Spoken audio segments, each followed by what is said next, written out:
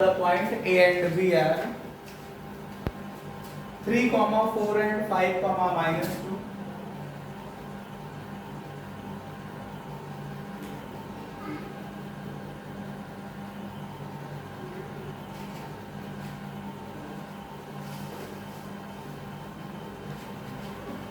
If coordinate of the point A and B are क्या है 3, 4 and 5, -2. 3, 4 and 5, -2. 5, -2. And P is any point. P x, y लिख लो is any point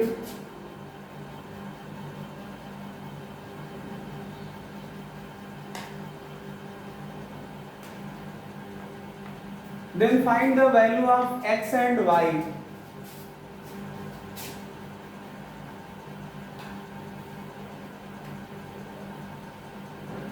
Then find the value of x and y when जब PA बराबर PB हो and area of triangle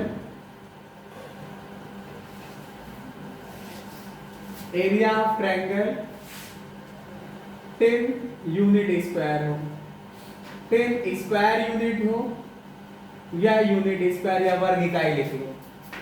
ठीक है, तो कह रहे हैं कि दो बिंदु A और B हैं जिनके निर्देशांक ये दिए हुए हैं। P कोई भी बिंदु है। अब P कोई भी बिंदु है तो यहाँ पे क्वेश्चन ये भी कह सकते हैं कि चाहे x या y का मान बताओ या कह सकते हैं कि बिंदु P का निर्देशांक बताओ। तो P का निर्देशांक x, y हम मान लेंगे तब तो निकाल लेंगे। ठीक है, थोड़ा सा यहाँ पे समझिएगा, इसका हल कर रहा हूँ थोड़ा से कम समय में, ज्यादा समझाने का मैं प्रयास करूंगा। ये आपके पास पॉइंट A है 3, 4, ये आपके पास पॉइंट B है 5, -2। मान लेते हैं ये P है x, y। तो आप इसको मिलाओगे तो इस तरह से करते हुए एक ट्रायंगल निकल आएगा और जो आपके पास PA है और ये PB ये दोनों इक्वल हैं। तो इस तरह से देखोगे तो ट्रायंगल जो बनेगा कैसा बनेगा, समद्विबाहु त्रिभुज बनेगा, आइसोसेलेस ट्रायंगल बनेगा जाकर के। ठीक है, तो अब अकॉर्डिंग टू क्वेश्चन समझिएगा, इन्होंने कहा था कि PA और PB इक्वल है। ठीक है, तो PA का मतलब distance between P and A, x -3 का होल स्क्वायर आप लिख सकते हो प्लस y -4 का होल स्क्वायर लिख सकते हो PA निकालते समय। PB निकालोगे तो कितना आएगा, √x -5 का होल स्क्वायर लिख सकते हो प्लस y माइनस और माइनस का 2 तो +2 का होल स्क्वायर लिख सकते हो। अब ये अंडर रूट हटाने के लिए बोथ साइड में आप स्क्वायर करिए, अंडर रूट हट जाएगा तो बचेगा x -3 का होल स्क्वायर प्लस y -4 का whole square is equal to x -5 का होल स्क्वायर प्लस y +2 का होल स्क्वायर। इसका होल स्क्वायर करिए तो x स्क्वायर प्लस का 9 माइनस का 6x आ जाएगा। इसका होल स्क्वायर करिए तो y स्क्वायर प्लस का 16 और माइनस का 8y आ जाएगा। a माइनस b के होल स्क्वायर से कर दीजिए। यही काम इधर करिए, आएगा x स्क्वायर प्लस का 25 माइनस का 10x। इसका करोगे तो y स्क्वायर आएगा प्लस का 4 आएगा और प्लस का 4x आ जाएगा। x स्क्वायर y स्क्वायर को ट्रांसफर करोगे तो इधर लाओगे तो कैंसिल हो जाएंगे। देखिएगा माइनस का 6x आया और माइनस का 8y आया, 16 प्लस का 9 25 आ गया। इधर कितना है, माइनस का 10x है और ये कितना है, यहाँ पे ध्यान दीजिएगा ये y है, ये इसका स्क्वायर करने पे a square plus b square plus 2ab y आएगा। तो यहाँ पे आया माइनस का 10x आया है प्लस का 4y आया है और प्लस का 25 प्लस का ये 4 प्लस का 29 आ जाएगा।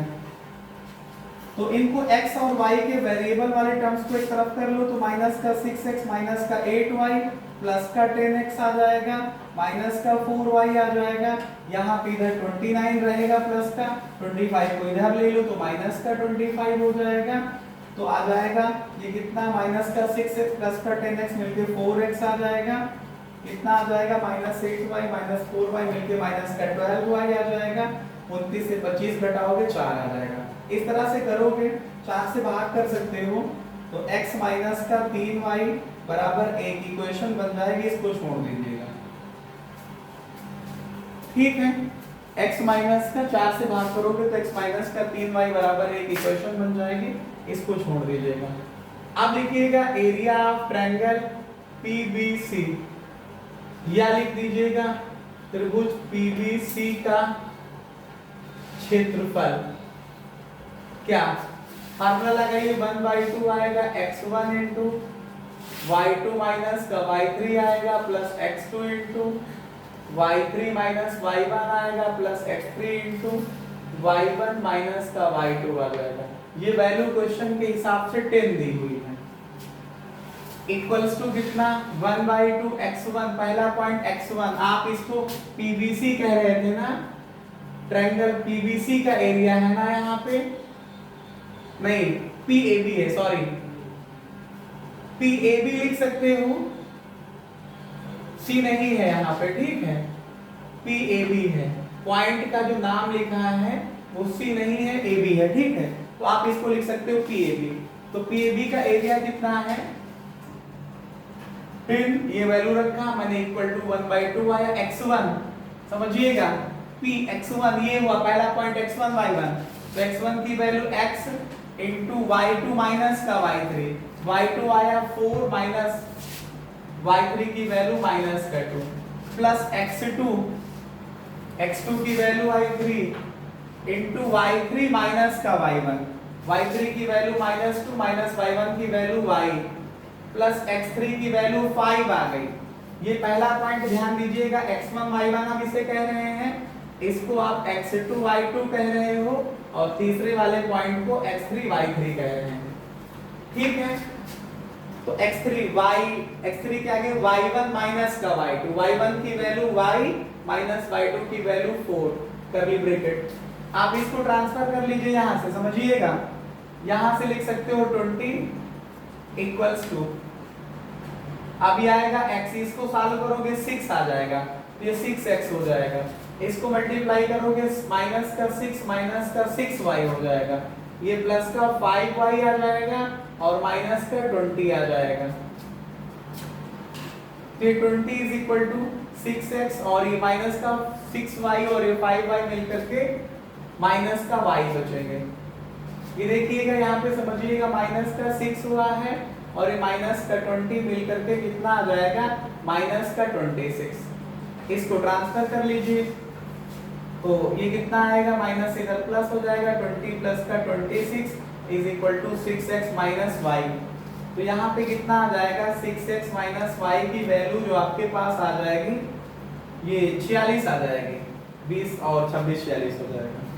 आप इसको सॉल्व कर सकते हैं, एक काम और कर सकते थे, अगर आप इसको इतनी वैल्यू को माइनस में मानते, इस वाली वैल्यू को माइनस में मानते, तो दूसरी इक्वेशन बन सकती थी। अभी मैंने इसके पहले कराया था, कैसे, 20 की वैल्यू क्या आएगी माइनस में क्या 6x आया, माइनस का y माइनस का 26, तो 20 इज इक्वल टू माइनस का 6x प्लस का y और ये प्लस का 26, इसको ट्रांसफर करोगे तो 20 से 26 माइनस होगा तो -6 आ जाएगा, -6x प्लस का y, माइनस से डिवाइड कर सकते हो, तो प्लस का 6 बराबर 6x माइनस y।